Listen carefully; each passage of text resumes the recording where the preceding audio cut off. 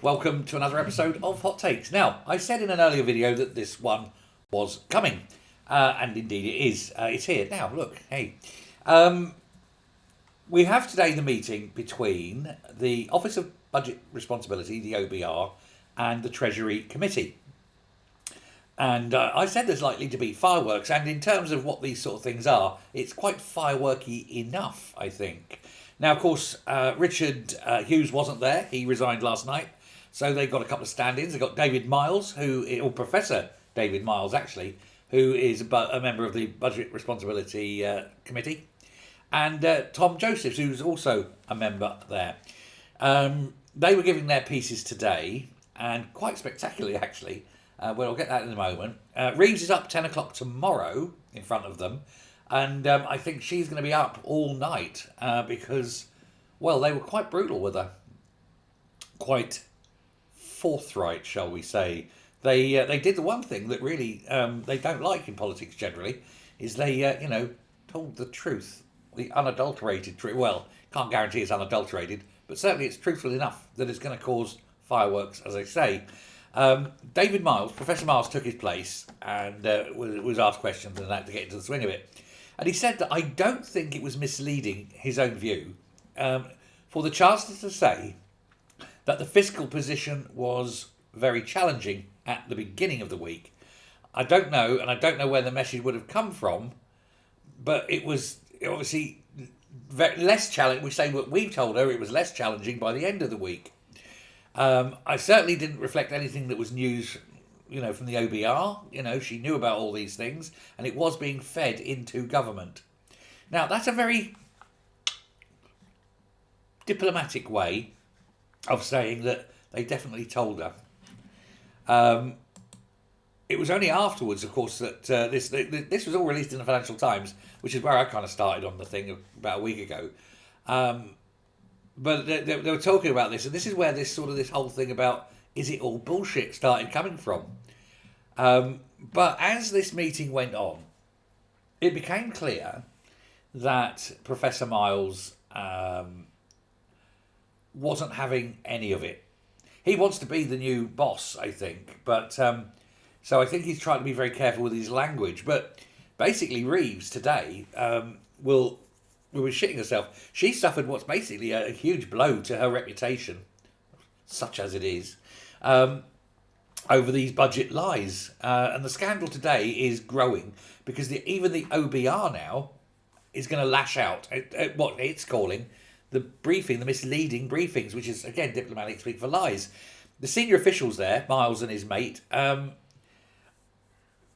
giving evidence, said that they had to set the record straight. They did not want the people to think the OBR was giving the wrong information. They didn't want the people to think that the OBR was not fit for purpose. They want to say that they gave the correct information and that what happened to it is down to the Chancellor. You see what I mean? She's basically getting thrown under the bus by the OBR. Now, David Miles said that the OBR had complained to the government about misconceptions that were being fostered, while admitting it was not clear exactly where the briefing was coming from. These briefings that say that the OBR was wrong. It was. He said the perception was that the watchdog's forecasting fluctuated, and he said that wasn't the case. He says we were consistent, and we've got all the records to show how consistent we were. We didn't chop and change at political request. Now, of course, this has cost one man his job so far. It needs to cost at least one other man and a woman their jobs. You know who I mean.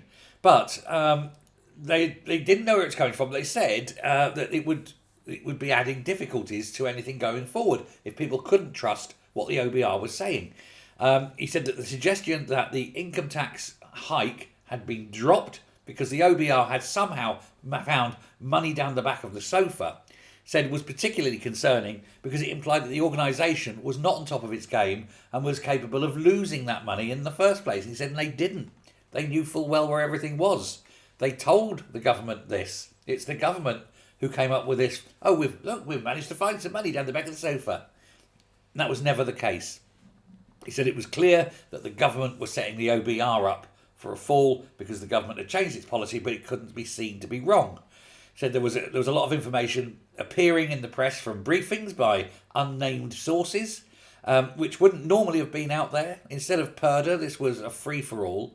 He says, and it wasn't helpful from our point of view, and we were not in a position at that time to put them up, correct the record. That's not, that would go against everything we stand for. So these things were being said, and the OBR couldn't respond and say, actually, that's bollocks.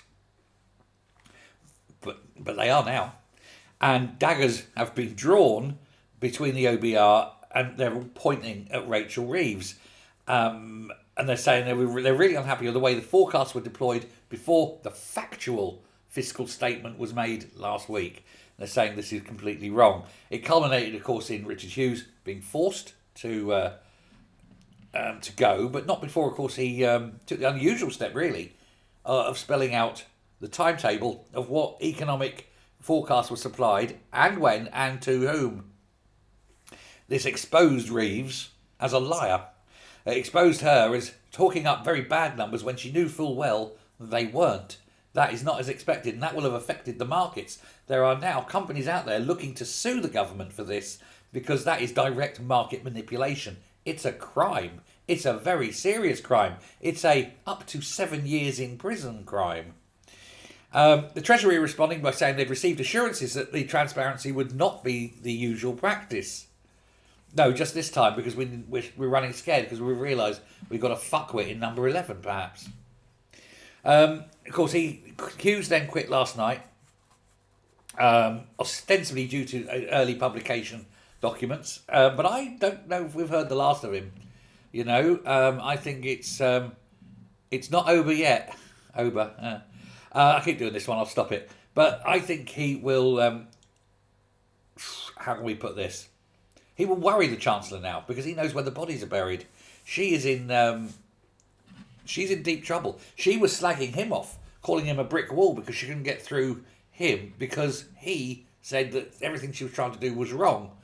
And he didn't like it. He basically was, they're all accusing Rachel Reeves, really, of being the problem here.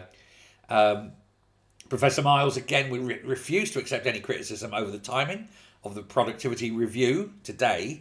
He said, well, we're not the Treasury Committee. You sorted this out weeks ago. We're here today, and it's just reflecting badly on the Chancellor, but it's not through what we've done. It's more through what she's done. Not his words, but that was the implication,